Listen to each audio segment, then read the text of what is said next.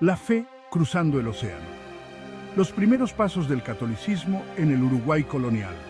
Las carabelas españolas no solo trajeron conquistadores y sueños de oro, también trajeron la cruz. La fe católica, como un eco de la Contrarreforma en Europa, se instaló en las costas del Río de la Plata. Desde que Solís desembarcó en 1516, la Iglesia puso un pie en estas tierras, pero no sería un camino fácil. La resistencia de los indígenas y lo enorme del territorio serían los primeros obstáculos. Sin embargo, la semilla ya estaba sembrada. Al principio, evangelizar fue un proceso lento y complicado. Las misiones jesuitas y franciscanas se adentraron en la selva buscando almas para convertir. Se enfrentaron a la hostilidad de los indígenas que estaban acostumbrados a sus propios dioses. Pero el catolicismo, con su promesa de salvación y su estructura jerárquica, se fue abriendo camino. Iglesias y capillas comenzaron a dibujar el mapa religioso de la colonia. La cruz se alzaba sobre las nuevas ciudades. Montevideo, fundada en 1726, sería el centro de este nuevo orden religioso. La Iglesia, con su poderío económico y político, se convertía en un actor fundamental de la vida colonial. Su influencia se extendía a todos los ámbitos: la educación, la cultura, la vida social. Uruguay, desde sus inicios, llevaba la marca imborrable del catolicismo. Los constructores de Dios. Misiones jesuitas y franciscanas levantan la cruz en el Río de la Plata. La evangelización del Uruguay colonial recayó principalmente en dos órdenes religiosas, jesuitas y franciscanos. Los primeros, con su disciplina estricta y su afán por el conocimiento, se adentraron en las misiones guaraníes, aprendieron su idioma y adaptaron sus costumbres. Construyeron un imperio religioso y económico basado en el trabajo y la fe. Pero su poderío despertó sospechas. La corona española, temerosa de su independencia, los expulsó en 1767. Los franciscanos, con su mensaje más sencillo y cercano a la gente, se establecieron en las ciudades y pueblos, levantaron conventos e iglesias y predicaron el evangelio a los habitantes del campo. Su labor fue fundamental para fortalecer el catolicismo. A diferencia de los jesuitas, su relación con el poder político fue más cercana y menos conflictiva. La construcción de iglesias y capillas fue una constante durante la época colonial. Estos edificios, símbolos de la fe y del poderío español, se convirtieron en el centro de la vida social. Las misas, las fiestas religiosas, los bautizos y los matrimonios se celebraban con gran solemnidad. La Iglesia no solo salvaba almas, sino que también organizaba la vida diaria.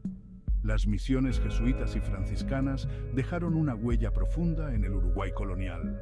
A pesar de sus diferencias, ambas órdenes contribuyeron a la expansión del catolicismo y a la formación de la identidad cultural del país. La cruz y la espada, dos caras de la misma moneda, se habían unido para moldear el destino de esta tierra. Más allá del catecismo, la educación católica como forja del espíritu nacional. La Iglesia no solo se preocupó por la salvación de las almas, sino también por la formación de las mentes.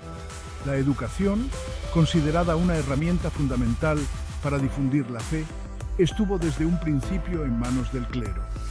Las primeras escuelas, generalmente conectadas a las iglesias y conventos, se regían por los principios de la doctrina cristiana. El catecismo era la base de la enseñanza. Los niños aprendían a leer y escribir al mismo tiempo que memorizaban las oraciones y los dogmas de la fe. Pero la educación católica iba más allá de la religión. También se enseñaba latín, matemáticas, historia y geografía. Se formaban ciudadanos para un mundo regido por los valores cristianos. La Universidad de Córdoba, fundada en 1613, fue el principal centro de estudios superiores de la región. A ella asistían jóvenes de todo el virreinato del Río de la Plata, incluyendo a los futuros líderes de la independencia uruguaya. La educación católica, a pesar de su carácter dogmático, contribuyó a la formación de una élite intelectual crítica del orden colonial. La influencia de la cultura española, inseparable de su componente religioso, también se manifestó en la literatura, el arte y las costumbres. El barroco, expresión artística de la Contrarreforma, encontró en las iglesias y conventos uruguayos un terreno fértil para su desarrollo.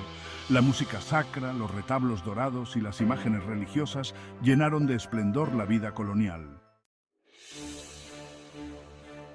Dos espadas, un solo reino, la Iglesia y el Estado español, en la búsqueda del poder absoluto.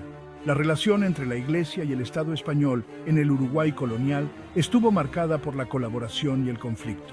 Ambas instituciones, pilares del orden social, compartían el objetivo de mantener el control sobre la población. El patronato real, un privilegio concedido por el Papa a los reyes españoles, otorgaba a la corona un amplio poder sobre la Iglesia en América. El rey controlaba el nombramiento de obispos y arzobispos, la recaudación del diezmo y la fundación de nuevas diócesis.